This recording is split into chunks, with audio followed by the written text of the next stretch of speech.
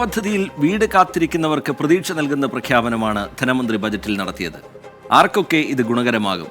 എന്തൊക്കെയാണ് പ്രതീക്ഷകളെന്ന് നോക്കാം. 1 ലക്ഷം വീടുകൾ കൂടി പൂർത്തിയാക്കാൻ ലക്ഷ്യമിട്ട് 1160 കോടി രൂപയാണ് ബജറ്റിൽ വകയിരുത്തിയത്. പ്രധാനമന്ത്രി ആവാസ് യോജന പദ്ധതിക്കായി 55 കോടി രൂപയും അനുവദിച്ചിട്ടുണ്ട്.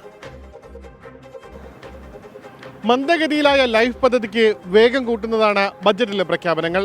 ഈ സർക്കാർ ഇറങ്ങുന്നതിന് മുൻപ് 1 ലക്ഷം വീടുകൾ കൂടി പൂർത്തിയാക്കുകയാണ് ലക്ഷ്യമിടുന്നത്. ഇത്തവണ ബജറ്റിൽ ലൈഫ് പദ്ധതിക്കായി മാറ്റിവെച്ചത് 1160 കോടി രൂപ. കഴിഞ്ഞ ബജറ്റിനേക്കാൾ 80 കോടി രൂപ കൂടുതൽ. ഏറ്റവും ഉയർന്ന വിഹിതം വെച്ചേക്കുന്ന ഇപ്രാവശ്യമാണ്. ലൈഫിൻ്റെ പദ്ധതിക്ക് പണം ഇനിയും കിട്ടാനുണ്ടെന്നൊക്കെ ആളുകൾ പറയുന്നുണ്ട്.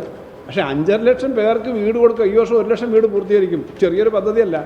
അപ്പോൾ ഈ 1160 കോടി രൂപ ഇത് നമ്മുടെ ലൈഫ് തുടങ്ങിയ കാലത്തെ ചരിത്രത്തിലെ ഏറ്റവും വലിയ നിക്ഷേപമാണ്, അല്ലെങ്കിൽ ഏറ്റവും വലിയ ബഡ്ജറ്റ് വിഹിതമാണ് നമ്മളിപ്പോൾ കൊടുത്തിട്ടുള്ളത്. ലൈഫ് പദ്ധതിക്കായി 5,29,000 ഗുണഭോക്താക്കളെയാണ് കണ്ടെത്തിയിട്ടുള്ളത്. ഇതിൽ 4,27,000 പേർക്ക് വീട് ലഭിച്ചു കഴിഞ്ഞു. ഇനി 1,11,000 വീടുകൾ നിർമ്മാണ ഘട്ടത്തിലാണ്. ഇവ വേഗത്തിൽ പൂർത്തിയാക്കുകയാണ് ലക്ഷ്യം. 2016 ശേഷം 18,000 കോടി രൂപയാണ് ലൈഫ് മിഷനു വേണ്ടി ചെലവഴിച്ചത്. ഇത് കൂടാതെയാണ് പ്രധാനമന്ത്രി ആവാസ് യോജന ഗ്രാമീൺ പദ്ധതിയിൽ വീട് നൽകാൻ സംസ്ഥാന വിഹിതമായ 55 കോടി രൂപയും വകയിരുത്തിയത്. ഒരു വീടിനുള്ള 4 ലക്ഷം രൂപ ചെലവിൽ 1,20,000 രൂപയാണ് കേന്ദ്രവിഹിതം. ഈ വീടുകളും ലൈഫ് ഗുണഭോക്താക്കൾക്കാണ് ലഭിക്കുന്നത്. താഴ്ന്ന വരുമാനക്കാർക്കുള്ള ഭവന നിർമ്മാണത്തിന് 3 ലക്ഷം രൂപ സബ്സിഡി നൽകാൻ 24 കോടി രൂപയും മാറ്റിവെച്ചു. ഇവയെല്ലാം മാറ്റി നിർത്തിയാൽ ഒരു പുതിയ ഭവന പദ്ധതിക്കും ഇത്തവണ ബജറ്റിൽ പ്രഖ്യാപനമുണ്ട്. നഗര ഗ്രാമപ്രദേശങ്ങളിൽ ഇടത്തരം വരുമാനക്കാർക്ക് താങ്ങാവുന്ന ചിലവിൽ റെസിഡൻഷ്യൽ കോംപ്ലക്സുകൾ വികസിപ്പിക്കുക എന്ന ലക്ഷ്യത്തോടെയാണ് ഈ പദ്ധതി.